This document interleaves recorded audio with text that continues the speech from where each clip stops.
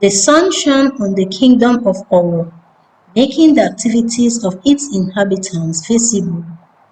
The people had smiles on their faces as they went about their normal daily business. The young girls were with their water pots and they giggled with each other as they headed towards the stream. The younger children, who were too small to fetch water and too small to play around, were busy sweeping the compound, singing a melodious tune as they did this.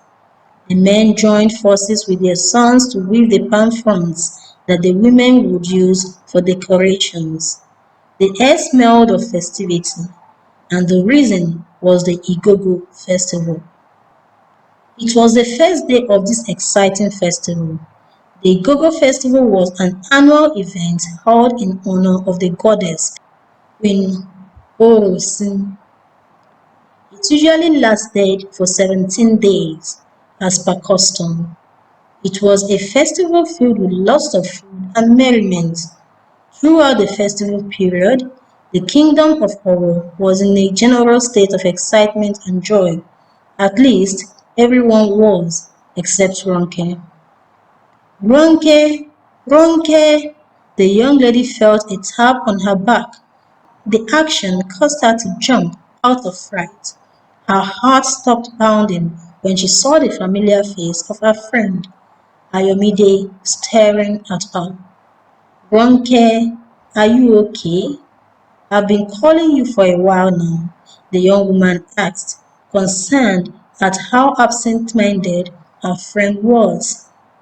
I'm sorry, I just got lost in my head, Ronke responded, and Ayomide sighed. What is it? Ronke asked. I didn't want to say anything, but Ronke, we have been friends for a long time, and I always notice that when it's time for the Igogo festival, you become absent-minded, lost in your head, and sad. What exactly is wrong? What's wrong? Ronke whispered to herself. The answer to that question could make her lose her mind. Everything was wrong. Nothing was right. Ronke had tried her best not to think about it, but bad memories always creep into our brains without our permission. And when one was an orphan like Ronke, who had no one to protect her from the cruel dealings of life, it wasn't always easy to guard your mind. So she allowed the thoughts to seep in, cripple her, judge her, and tell her who she was. And she hoped that once they were done, they would leave her and she could find some peace. But they never did. They stayed, tormenting her day and night, leaving no room for mercy, and their hold on her became stronger during the Igogo festival, for it was during this festival that tragedy struck her. Ronke was once proud and happy in her motherland.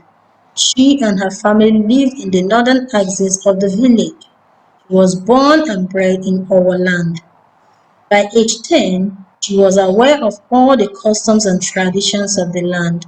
Growing up with a lovely family, she was more than happy to participate in the most exquisite festival the village celebrated annually. All that changed when she turned 20. It was a lovely morning, and Ronke could still hear the birds chirping as she awoke from her slumber. She had rushed out of her room to see her mother, about to knock on her wooden door.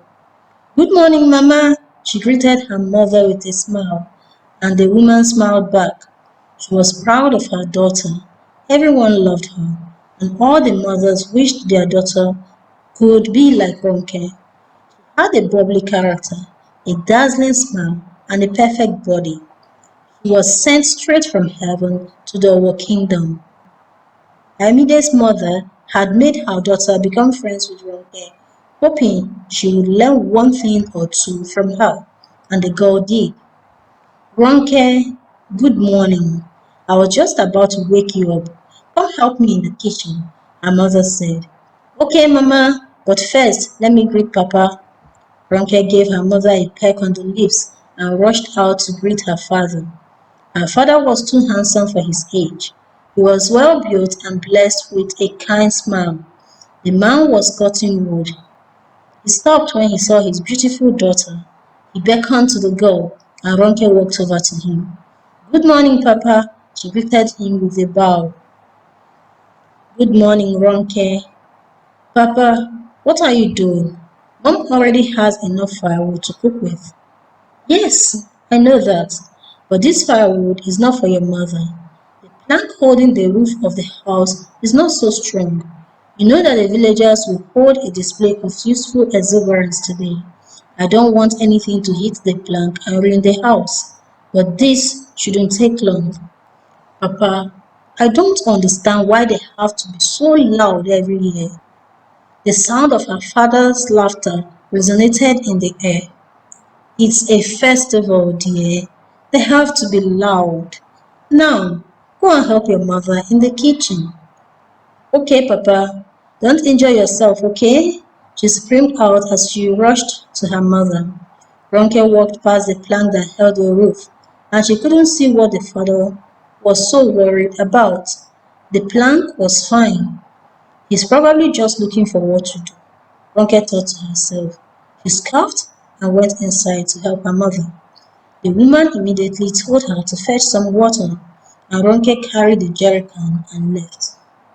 On the way to the stream, she ran into a man that appeared alien to her. He didn't look like a man from our kingdom.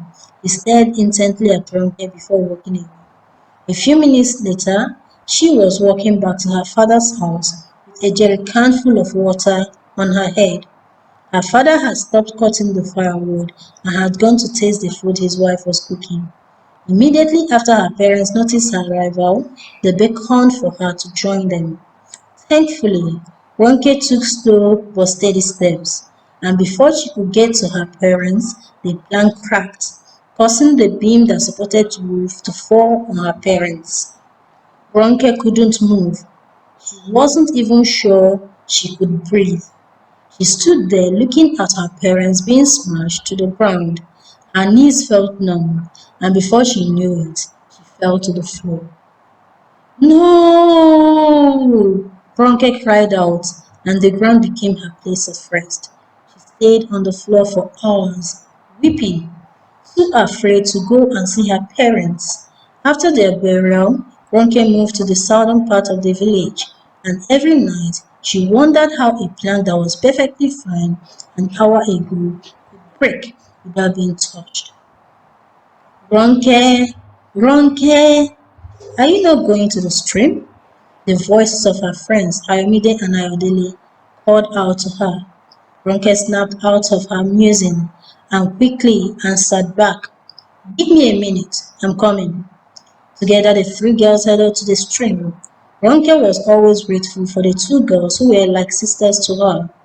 Although the girls were cousins, the similarities in their features were so great. People often mistook them for twins.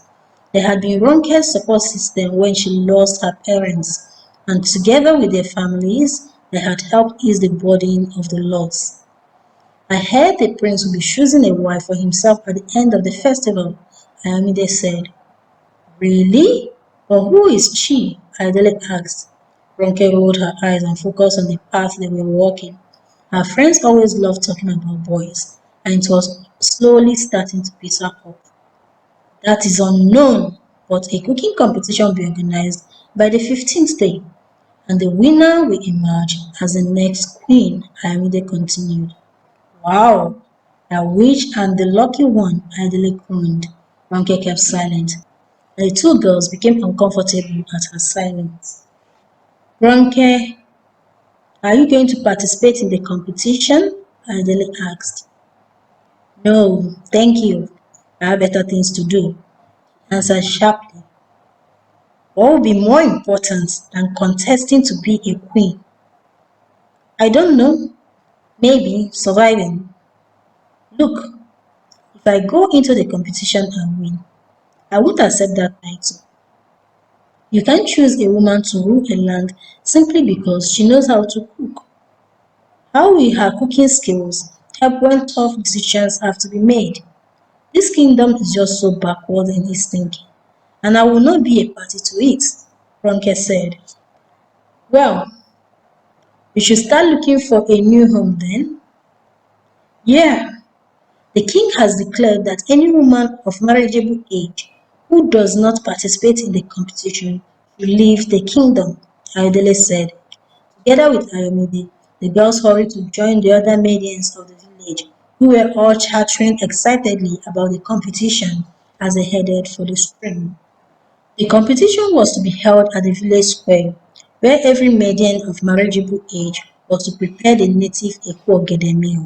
For 2 weeks now, there was singing, dancing, games, and lots of food to eat and drinks to celebrate the event.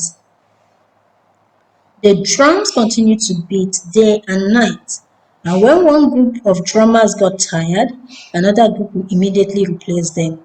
The various traditional meals of the village were prepared and eaten. So it was noon, and all the villagers, including Ronke, gathered at the village square for the rituals that will mark the official opening of the ceremony. All the maidens contesting were equally paraded before the villagers, as a purification ritual was to be carried out by the chief priest on them. Just as the Oba walked in and took his seat, the chief priest arrived with his two assistants. From his raffia bag, he took out a small cauldron, which contained water and some herbs. He beckoned on the maidens to draw closer and sprinkled some on them, after which he poured the rest in a circle around the village square, while chanting incantations. Finally, he broke the cauldron to show that the festival could begin, and almost immediately drummers beat sonorously on their drums. The maidens were led out and taken to the maidens' quarters in the palace, where they would stay until the competition ended. Ronke, although part of the contestants, only participated because it was compulsory. She wished she could go to her parents' graves like she always did and mourn them quietly. Finally, it was time for the next queen to emerge. Cooking stands were set up in the village square for the maidens to use, and all the ingredients for the meal were laid out. The maidens were brought out and asked to take a stand each. There were 17 of them. The chief priest laid out the rules for the competition and asked them to begin. All the girls could be seen doing their best to finish within the allotted time of 2 hours. Elders and parents who had gathered as well could be seen pointing out the mistakes of some contestants and laughing heartily. The king, queen, prince, and princess were also there, as the result of the competition affected them on a personal level. Ronke was a professional cook, and all her friends knew that. During the competition, Ronke had a sudden surge to use the restroom, and she rushed away, leaving her food unattended. Unfortunately for her, Ayodele kept an eye on her food for her. When she was done, she rushed back to the competition ground, and on her way there, she bumped into a young man who seemed very familiar to her. Her curiosity wanted to find out who the man was, but she also knew she had to get back to her food. As she walked past the man, he held her back and spoke. Forget about your enemies. Worry about what your friends are doing. After those words, he disappeared. It was during this time that Ayodele added salt to Ronke's food, and before Ronke got back, she was gone. Ronke went about cooking her meal without being disturbed by the strange man and his words of advice.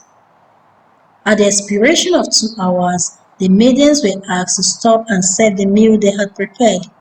The tasting was to be done by the senior elder, the chief priest, and the prince himself.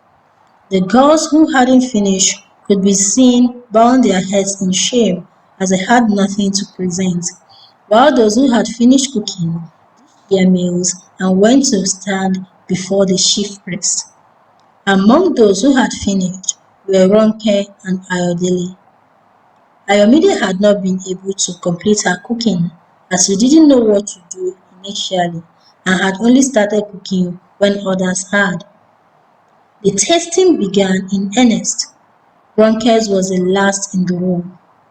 I have not had a more tasty plate of Kwekwo in a very long time, the chief priest exclaimed upon eating Ronke's meal. Similar words of praise were sung by the chief elder and the prince. My king, we have found the next queen, the chief priest explained while holding onto Ronke's hand. Impossible! That cannot be, Ayodele shouted. Murmurs could be heard among the crowd at Ayodele's outburst. To bring back order, the king asked Ayodele to explain her actions. She stood, tongue-tied.